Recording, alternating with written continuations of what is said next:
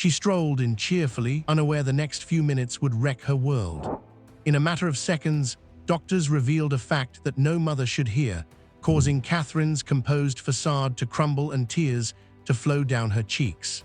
Why was this test kept a secret up until now? Why did the palace not anticipate this? What does this signify for the monarchy and Prince Louis? Before we get deeper into what this truly means for the royal family, please be sure to subscribe so you don't miss a single update. It started out as a typical call, the kind Catherine had responded to many times. No warning, no hurry, a gentle request, a courteous tone and music. However, there was something off about the timing, as if the atmosphere had changed before she even stepped through the door. There was a technique of whispering before speaking in the palace halls, and this time the quiet was deafening. The atmosphere inside was clinical, music subdued, and far too serious for what she had been informed were everyday issues. Louis had undergone examinations, yes, but comforted as cautious music, developmental check-ins, standard monitoring, nothing that prompted worry, or so she believed. However, the expressions on the other side of her conveyed a different message. Tight musical expressions, deliberate pauses, and surgically selected words. Then came the language for which no parent is ready. Language that carried weight, words that seemed final. Physicians did not conjecture. They didn't soften. They spoke as if the conclusion had been reached long ago, as if this moment had just been delayed, not discovered.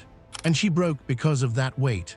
The knowledge that such a severe situation has been developing in silence music, behind protocol's assurances. Catherine's poise broke, not subtly, music. Insiders would subsequently describe the sound of a chair scraping back, a sudden intake of breath, hands trembling as reality struck in. This wasn't confusion, music, this was remorse merging with shock. The kind that asks impossible questions. Music, how could I have missed this? Before me, who knew? Why right now? The palace machineries came into operation in a matter of minutes. Phones went silent. Internal channels were shut down. Mid-sentence conversations came to a halt. Orders were given without justification. Aides quickly moved music, not to soothe but to confine, contains information, features a response. Hold Catherine in place until she was escorted out of sight. Witnesses said that she vanished down a hidden hallway, her eyes red and her face pallid as the weight of something irreversible settled on her shoulders. Employees were told not to talk, not to guess, not to recall what they had seen, and not to listen to music since whatever had just been shown was not supposed to leave those walls. However, secrets have a way of seeping through gaps that initially go unnoticed. The palace was already preparing for impact, and Catherine was left alone with the kind of fear that completely changes a mother's world, realizing that this moment could not remain hidden forever. However, in order to fully comprehend the gravity of this situation, we must return to the symptoms that went unnoticed and the indicators that the palace attempted to overlook. He was the playful light of the palace. Beneath Louis's sly smile, however, were subtle indicators that were overlooked by many, disregarded by others, and written off as a passing phase. Now those symptoms look scary in hindsight. Music, what were the clues and who buried them? Little things that were initially hardly noticed were the beginning. A delay in creating words, times where his coordination lagged, silent pauses during play that formerly appeared like imagination but now provoke anxiety. With appearances, engagements, music, orchestrated photo sessions, and the expectation that Prince Louis would smile on cue, the royal calendar moved quickly. However, there were times of uncertainty and a silence that no one wanted to identify beneath those thoughtfully chosen pictures. Music. At events, music, staff began to note how quickly Louis would weary. After waving for a few minutes, she clung to Catherine's hand, clearly exhausted. Clips circulated online showed him dozing out during ceremonies, blinking slowly, distant. It was deemed cute by fans. Commentators believed he was simply overwhelmed. However, some insiders started murmuring, something didn't feel right. Music, the nanny was the first to cautiously and softly say it out loud to a senior assistant. She had witnessed the growth of other kids. Louis was different. Music, she noted how he struggled with directions, how his balance wavered, how he often froze when overstimulated. Music, she wasn't encouraging panic, just concern. However, worrying about music in the royal machine can be risky. It was heard by Catherine.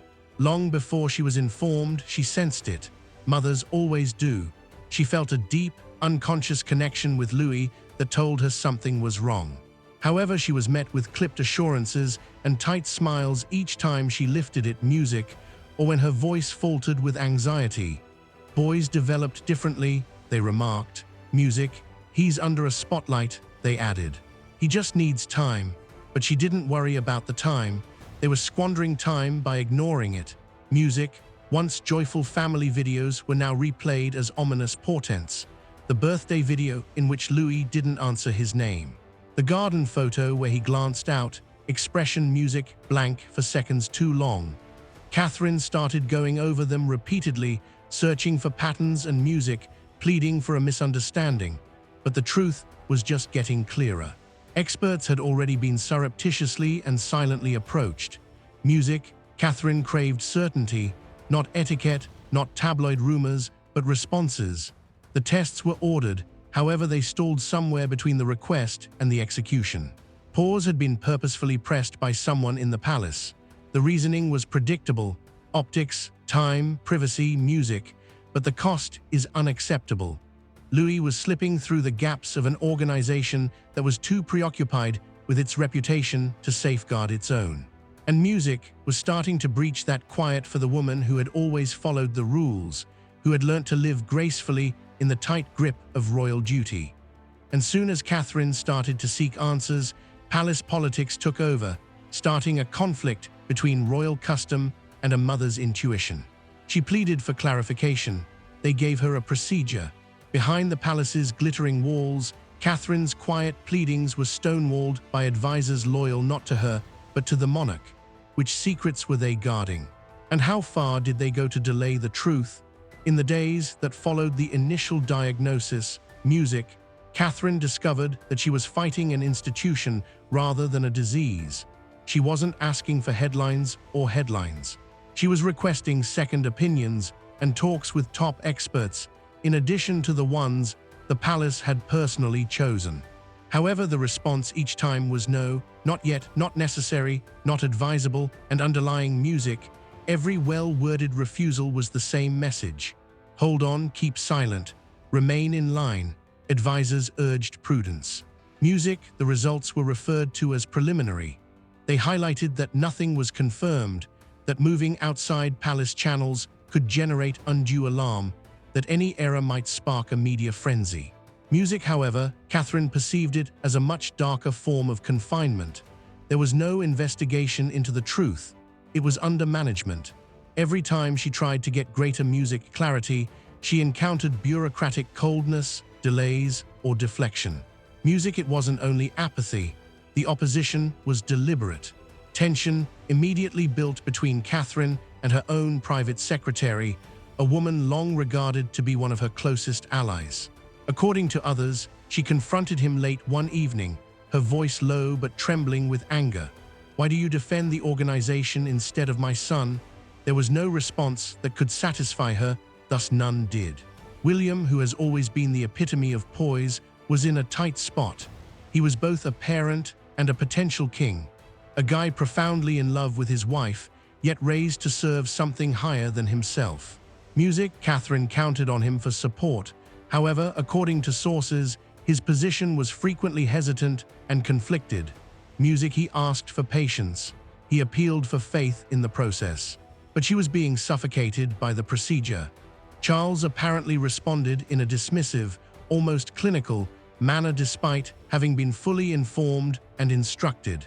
He talked about responsibility, story, and legacy. Music, according to Catherine, he never once mentioned the name Louis to her. That omission said it all. And suddenly, in the shadows, Camilla moved. She refrained from public speaking. Music, she didn't have to. Her influence poured behind the scenes, subtle but decisive. Music, it was Camilla's people, many believe, who urged against further testing, who disguised Catherine's fears as emotional overreactions, who intimated discreetly that the future queen was becoming difficult to handle. Whispers became murmurs. Murmurs impacted judgments. Music Catherine wasn't being disregarded, she was being hushed. Tradition and control weakened her voice, her intuition, and her mother's authority. Additionally, each door she knocked on shut a bit more quickly. She was no longer struggling to find the answers. She was fighting to be allowed to ask any questions at all. Yet music, secrets can only be buried for so long. And when the leak eventually occurred, it didn't trickle. Music exploded. It was not intended to escape, but one encrypted communication altered everything. The royal media was set on fire by an anonymous, terrifying, and indisputable leak that came from deep within the palace medical wing. And that single leak changed everything. What the palace had tried so hard to contain was now beyond control. Medical silence turned into public suspicion. Carefully managed narratives began to crack. And for the first time, the royal machine could no longer decide what the world was allowed to know. For Catherine, this was no longer about protocol, legacy, or appearances. It was about a mother standing alone against an institution built to silence discomfort. Whatever the diagnosis truly was, whatever had been delayed, hidden, or dismissed, it was now impossible to undo the damage of that silence. Because when truth is postponed in the name of image, the cost is always paid by the most vulnerable. And as questions continue to surface, one reality remains unavoidable. This story isn't over, it's only just beginning.